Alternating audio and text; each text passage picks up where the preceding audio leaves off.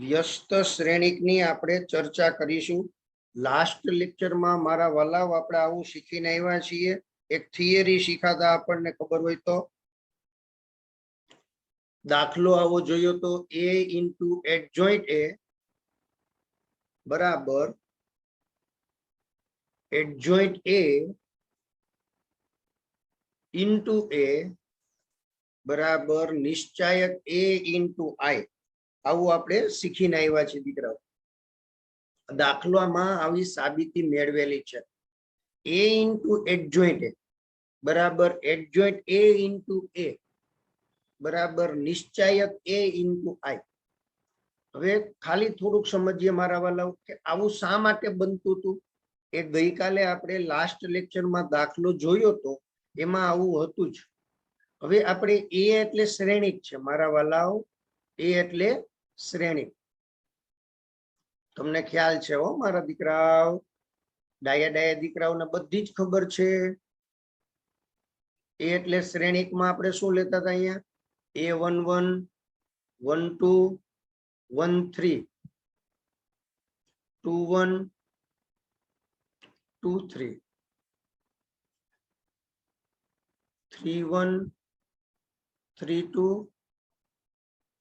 હવે આના ઉપરથી આપણે જ્યારે એડજોઇન્ટ a મેળવતા હતા એડજોઇન્ટ a એ પણ તમને ખ્યાલ છે દીકરાઓ. એડજોઇન્ટ a કેમ મળતો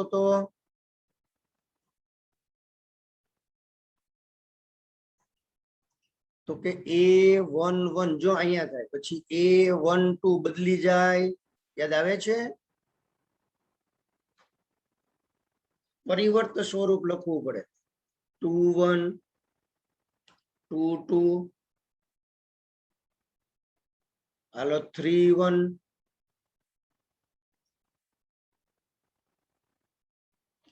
હવે તમે જુઓ ખાલી a ઇન્ટુ એડજોઇન્ટ a જોજો હો દીકરાઓ. તો પેલી હાર પેલો સ્તંભ ટોટલ 9 ઘટકો મળશે દીકરાઓ. 9 ઘટકો મળશે. તો પેલો ઘટક કેવો થશે ખબર આવો થશે a11 a11 a12 a12 a13 a13 અને એ બધાનો સરવાળો. તો આવું તો આપણે શીખીને આવ્યા હતા. યાદ કરો નિશ્ચાયકના પ્રમેયને યાદ કરો બાળકો. નિશ્ચાયકનો પ્રમેય શું કહેતા હતા કે નિશ્ચાયકની કોઈ એક હારના ઘટકોને તેના જ સહ અવયવ વડે ગુણવામાં આવે તો નિશ્ચાયકનું મૂલ્ય મળે. એટલે પેલી હાર પેલો ઘટક એ નિશ્ચાયકનું મૂલ્ય મળશે. હવે પેલી હાર બીજો ઘટક એ 0 થશે. શા માટે? કારણ હવે આ પેલી હાર અને આ બીજો ઘટક એનો મિનિંગ એવો થયો એ પણ શીખીને આવ્યા છે પ્રમેયમાં કે નિશ્ચાયકની કોઈ એક હારને અન્ય હારના સહ અવયવ વડે ગુણવામાં આવે. જો અહીંયા શું થાય a11 a21 a12 a22 a13 a23 આ જે સહઅવયવ છે એ બીજા હારના છે અન્ય હારના. તો નિશ્ચાયકની કોઈ એક હારને અન્ય હારના સહઅવયવ વડે ગુણવામાં આવે તો નિશ્ચાયકનું મૂલ્ય 0 થાય. આ બે પ્રમેય આપણે શીખ્યા છીએ બાળકો. એટલે અહીંયા 0 મળે અહીંયા 0 મળે. એવી જ રીતે અહીંયા 0 પણ અહીંયા નિશ્ચાયક એનું મૂલ્ય 0. આવું થાય છે મારા વાલા. સમજાય છે. a into adjoint a into adjoint a એટલે આવો શ્રેણિક તૈયાર થાય દીકરાઓ. શું તૈયાર થાય છે? આવો શ્રેણિક. મગજમાં આવે છે કે હા સર. તો આને આપણે કેમ લખી શકીએ? નિશ્ચાયક a છે એવું કે હા સર આવું છે જ. રેડી. અને પછી આપણે ત્યાં લખી શકીએ i. શું લખી શકીએ બાળકો? i. શા માટે? તો કે અહીંયા વધે 1 0 0 0 1 0 0 0 1 થઈ ગયું આ પરિણામ મળી ગયું કે હા સર ક્લિયર આ એની થિયરી કહેવાય બાળકો અને શું કહેવાય થિયરી ચાલો આનો સ્ક્રીનશોટ લઈ લ્યો એટલે તમને ખ્યાલ આવે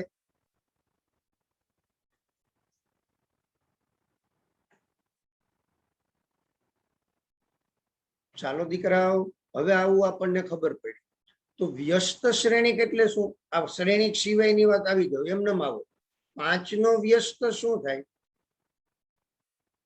મને કે સર 1/5 મેં કીધું વેરી ગુડ મેં કીધું 1/3 નો વ્યસ્ત શું થાય મને કે સર 3 જવાબ આવે તો વ્યસ્ત નો મીનિંગ એવો થયો દીકરાઓ જે બે સંખ્યાનો ગુણાકાર 1 થાય જે બે સંખ્યાનો ગુણાકાર 1 થાય જે બે સંખ્યાનો ગુણાકાર 1 થાય એને એકબીજીની વ્યસ્ત કહે છે તો શ્રેણીકમાં એવું છે જો AB બરાબર BA બરાબર I થાય એટલે કે એવા બે શ્રેણીક હોય કે જેનો ગુણાકાર AB એના બરાબર પણ I એટલે એકમ શ્રેણી અથવા BA એના બરાબર પણ એકમ શ્રેણીક થાય AB બરાબર BA બરાબર જો I થાય તો B ને A નો વ્યસ્ત શ્રેણીક કહે છે શ્રેણીક B ને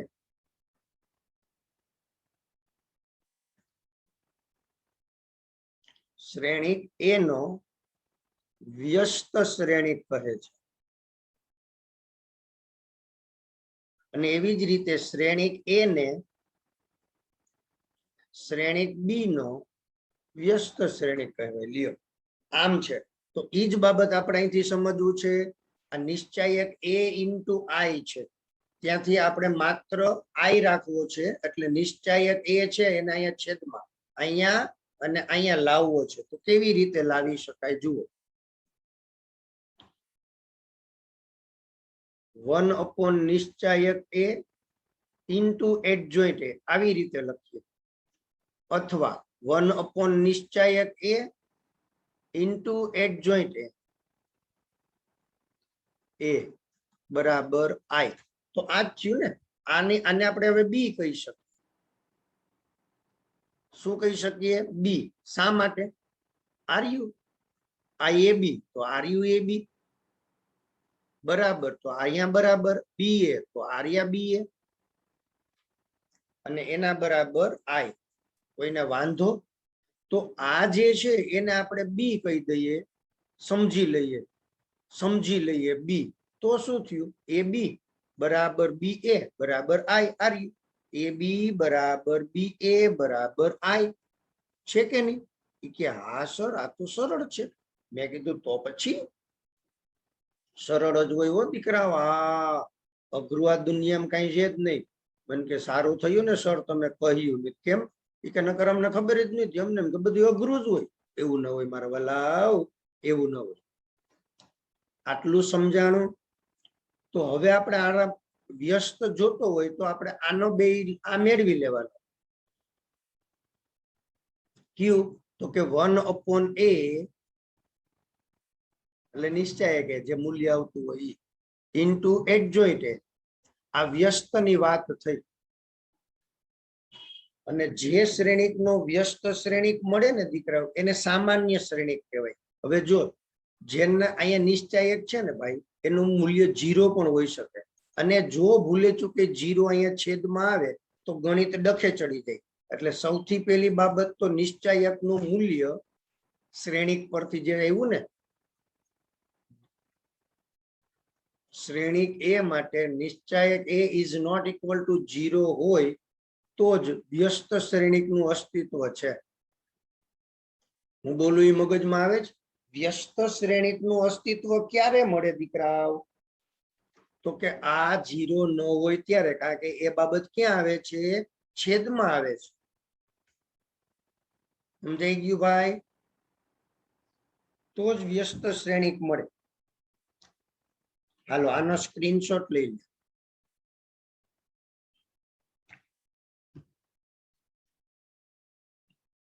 અને હવે ફરીથી ધ્યાન દઈએ દીકરાઓ, ચોરસ શ્રેણિક હોય તો જ નિશ્ચાયક મળે, એટલે ચોરસ શ્રેણિક હોય એનો જ વ્યસ્ત શ્રેણિક અસ્તિત્વ ધરાવે. હો હા, ઈ પાછું મેઇન બાબત તમે ભૂલી જાવ ક્યાંક, મૂળ મુદ્દો ભૂલાઈ જાય. શું દીકરાઓ મેં કહ્યું? ચોરસ શ્રેણિક હોય, ચોરસ શ્રેણિક હોય એનો જ વ્યસ્ત શ્રેણિક અસ્તિત્વ ધરાવે છે. ખ્યાલ આવ્યો? સમજાઈ ગયું?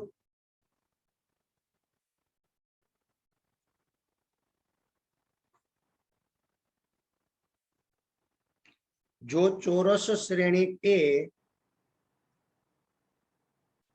ચોરસ શ્રેણિક એ માટે નિશ્ચાયક એ ઇઝ નોટ ઇક્વલ ટુ 0 હોય તો, જો નિશ્ચાયકનું મૂલ્ય 0 ના હોય તો જ એનો વ્યસ્ત શ્રેણિક અસ્તિત્વ ધરાવે.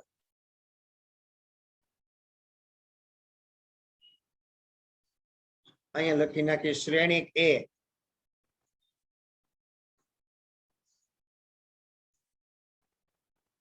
શ્રેણિક એ નો વ્યસ્ત શ્રેણિક અસ્તિત્વ ધરાવે.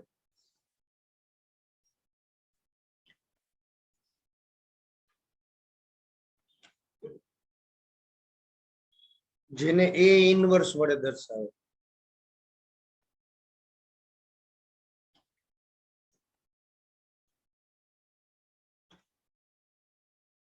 એ ઇનવર્સ એટલે એ ઇનવર્સ કેમ મળે? તો કે 1 નિશ્ચાયક એ ઇન્ટુ એડજોઇન્ટ એ, આમ મળે. એ ઇનવર્સ કેમ મળે? તો કે 1 નિશ્ચાયક એ ઇન્ટુ એડજોઇન્ટ એ, આવી રીતે વ્યસ્ત શ્રેણિક મેળવવાનો છે બાળકો. ખાસ ધ્યાન દેજો દીકરાઓ. વ્યસ્ત શ્રેણિક મેળવવા માટે સૌથી પહેલા તો નિશ્ચાયકનું મૂલ્ય મેળવવું પડે. નિશ્ચાયકનું મૂલ્ય મળે ને પછી આપણે સહ અવયવજ શ્રેણિક એ મેળવવો પડે, એટલે કે એડજોઇન્ટ એ મેળવવો.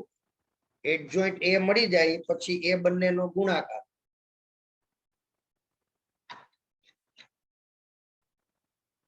ચાલો હવે આપણે ભણીએ છીએ ચેપ્ટર 4.5 એનો દાખલો 5. આનો સ્ક્રીનશોટ લઈ લ્યો.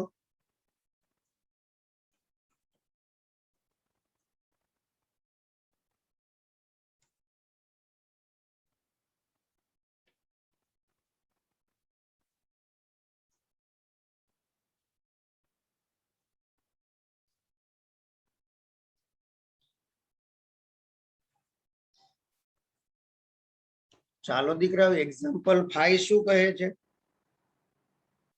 વ્યસ્ત શ્રેણિકનું અસ્તિત્વ હોય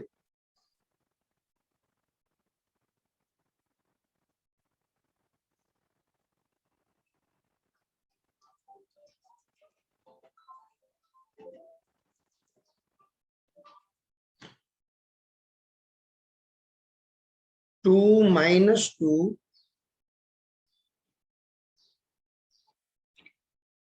(4 - 3) નો વ્યસ્ત શ્રેણિક અસ્તિત્વ ધરાવતો હોય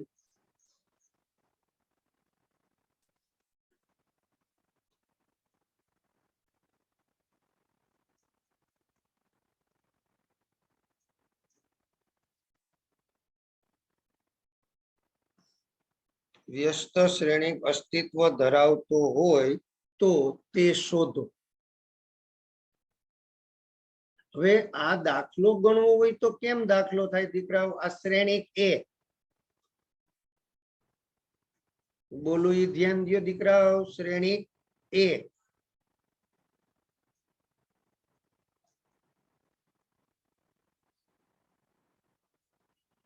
રેડી?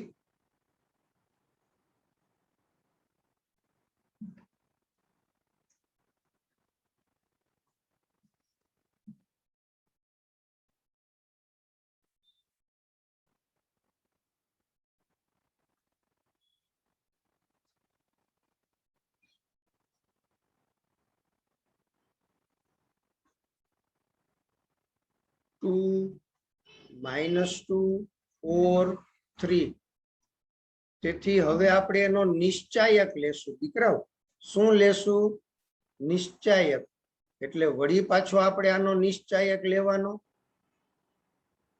નિશ્ચાયક એટલે ખબર પડી ગઈ કે હા સર નિશ્ચાયક એટલે ખબર પડી ગઈ તો કે હા સર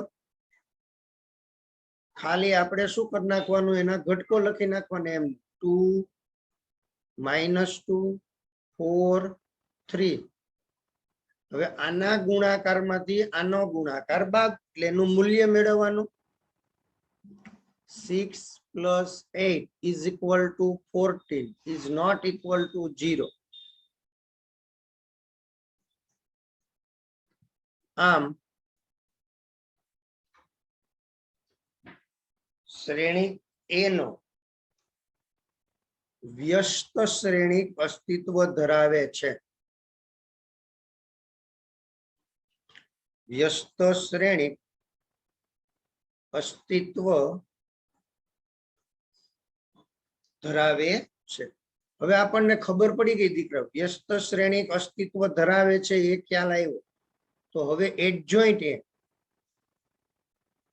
એ અલગથી આપણે મેળવવો પડે તો એડજોઇન્ટ એ કેમ મળે મારા વાલાઓ યાદ કરો એડજોઇન્ટ એ કેમ મળે શીખવાડ્યું છે 2/2 માં તો ડાયરેક્ટ જ હો હા શીખવાડેલું છે શું શીખવાડેલું છે દીકરાઓ તો કે આ શ્રેણિકના આ બંનેની જગ્યા બદલે સ્થાન બદલે એટલે 3 2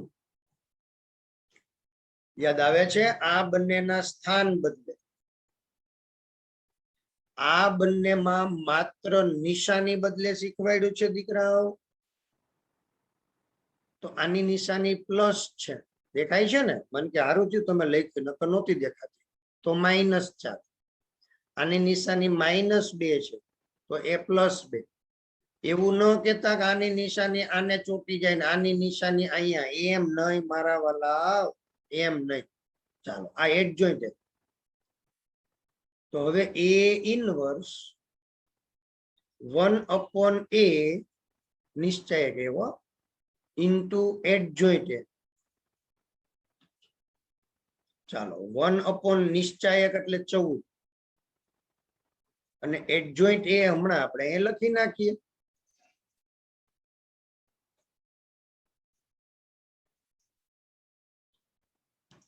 શું છે તો કે 3 2 -4 અને 2 હવે 14 વડે અંદર ભાગી નાખો બધાને એમનેમ રાખો તો પણ જવાબ કહેવાય દીકરાઓ પરંતુ એ યોગ્ય ન કહેવાય એટલે બધાના છેદમાં 14 મૂકી દેવાના છે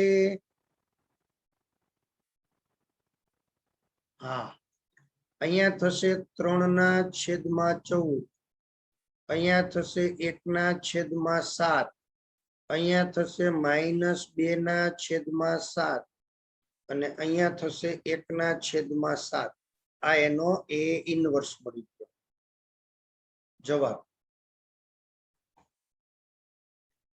આમ મળે A ઇન્વર્સ મળી ગયો દીકરાઓ ક્લિયર રેડી ચાલો આનો સ્ક્રીનશોટ લઈ લ્યો એટલે તમને ખબર પડી જાય કે ખરેખર કેમ દાખલો ગણ્યો છે આ દાખલા બધા સરળ હોય છે મારા વાલાઓ એકદમ સરળ હોય છે એ ઇન્વર્સ મેળવા ભૂલ નથી કરવાની દીકરાઓ હવે હું તમને જરાક સમજાવું કે ખરેખર આનો ગુણાકાર જો આ એ ઇન્વર્સ હોય દીકરાઓ તો એનો અને આનો ગુણાકાર શું થવો જોઈએ I થવો જોઈએ ચાલો આપણે એ પ્રયત્નમાં કરીએ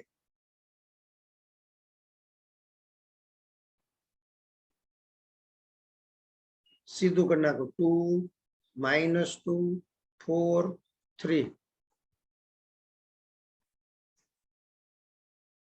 3/14 હવે અહીંયા 2/14 કરી નાખો એટલે હું તમારે સરળતા રહેશે -4/14 2/14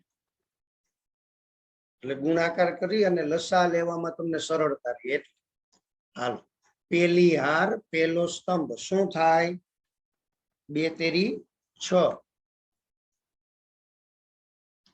હવે આનો અને આનો ગુણાકાર માઇનસ માઇનસ પ્લસ 8/14. પેલી હાર પેલો સ્તંભ. હવે પેલી હાર બીજો સ્તંભ. શું થાય? 2 × 2 એટલે 4/14 -4/14. હાલો, બીજી હાર પેલો સ્તંભ 12/14 -12/14.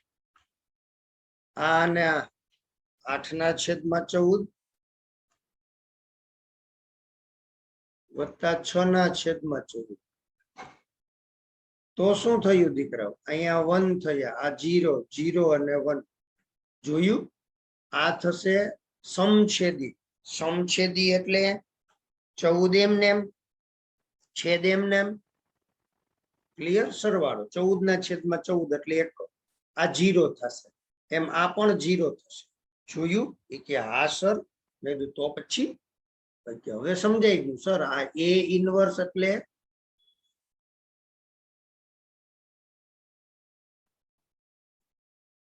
હવે આપણે શીખવાનું છે શું દીકરાઓ?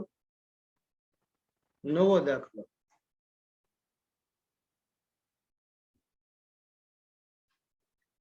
એક્ઝામ્પલ હવે સીધું જ દીકરાઓ.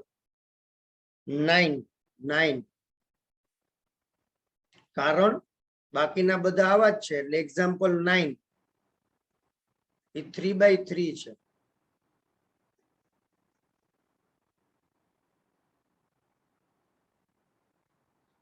એનો વ્યસ્ત શ્રેણિક અસ્તિત્વ ધરાવતું હોય તો કહેવાનું છે.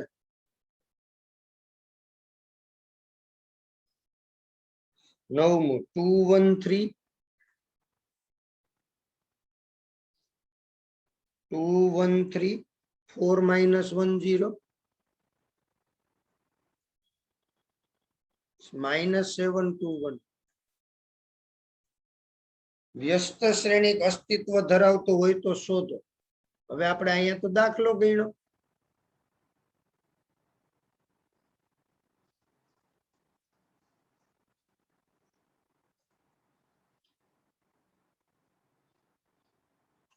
-2 1 3 4 - 1 0 -7 2 1.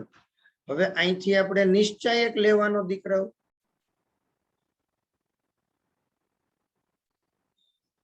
શું લેવાનું છે મારા વાલા? નિશ્ચાયક.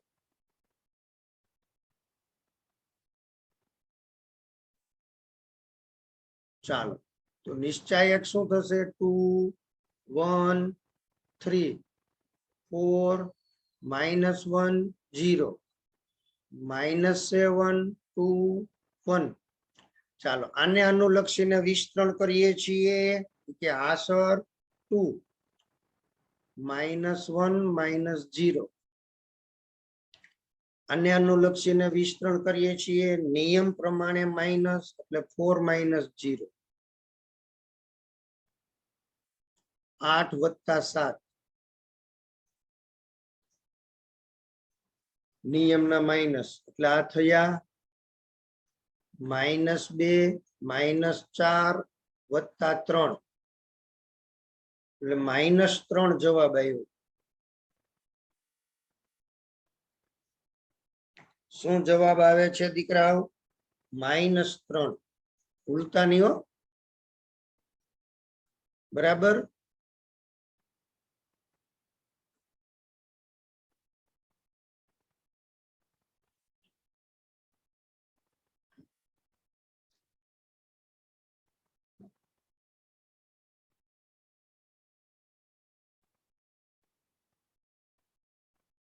ચાલો,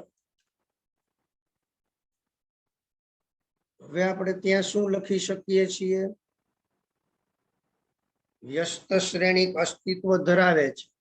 તો ડાયરેક્ટ જ દીકરાઓ એડજોઇન્ટ A.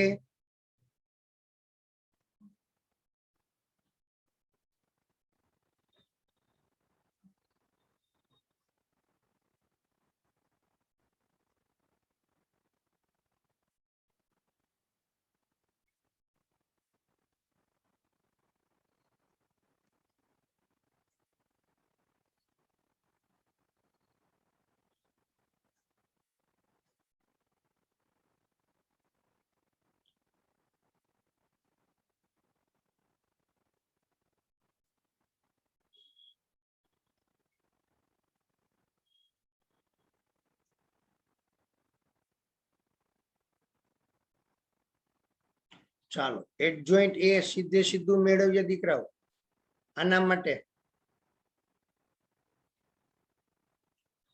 માટે શું થાય આ થશે -1 પૂરું એટલે એને અહીંયા લખશું હવે આના માટેનો 4 - 0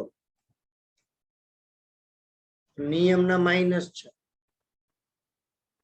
હવે આના માટે 8 -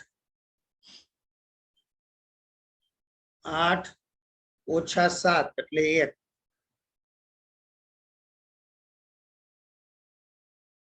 હવે આનો ઘટક 1 - 6 એટલે -5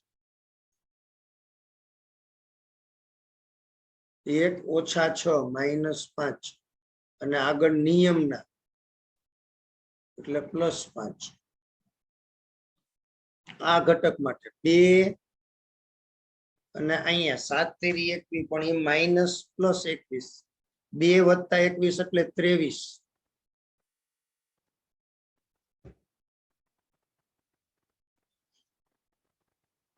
હવે આના માટે 0 માટે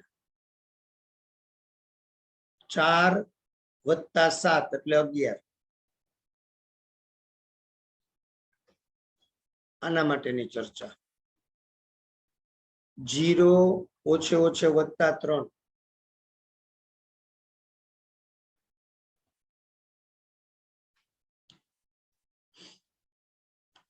+3 આના માટેની ચર્ચા 0 - 12 પણ નિયમના માઇનસ એટલે +12 આની ચર્ચા -2 - 4 -6 આ એડજોઇન્ટ એ મળ્યું એ ઇનવર્સ એટલે 1 / નિશ્ચાયક એ ઇન્ટુ એડજોઇન્ટ એ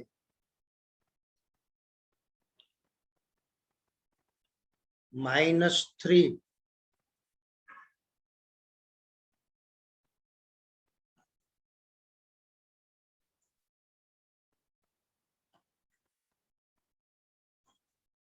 ચાલો આમાં ક્યાંય ભૂલ નથી ને જતા જોતું રહેવું દીકરાઓ આ -1 5 3 -4 23 12 1 -11 -6 હવે માઇનસ નિશાની પણ અંદર દઈ દો ને 3 વડે ભાગી નાખો માઇનસ નિશાની અંદર આપી દેવાની છે 3 વડે ભાગી નાખવાનું છે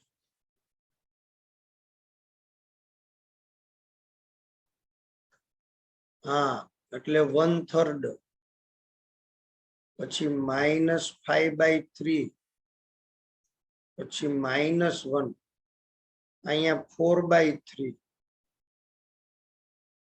અહીંયા થશે -23/3 અને -4 -1/3 11/3 અને +2 આ આપણા માટે એ ઇનવર્સ છે ચાલો જોયું તમે એ ઇનવર્સ 11 દાખલા સુધીના બધા દાખલા થઈ જશે રેડી સાવ સહેલું છે દીકરાઓ અઘરું આમાં છે જ નહીં ચાલો સ્ક્રીનશોટ લઈ લ્યો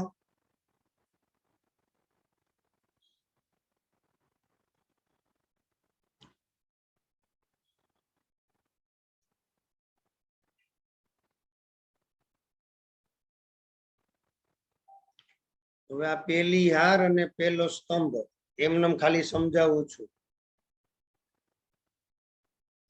2/3 4/3 -1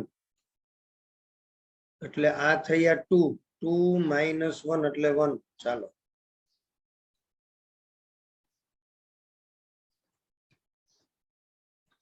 હવે બીજી હાર અને બીજો સ્તંભ લઈએ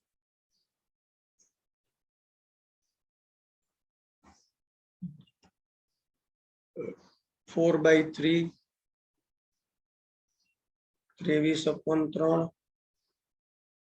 -8 23 4 27 આંગા 3 એટલે 9 માંથી 8 જાય એટલે 1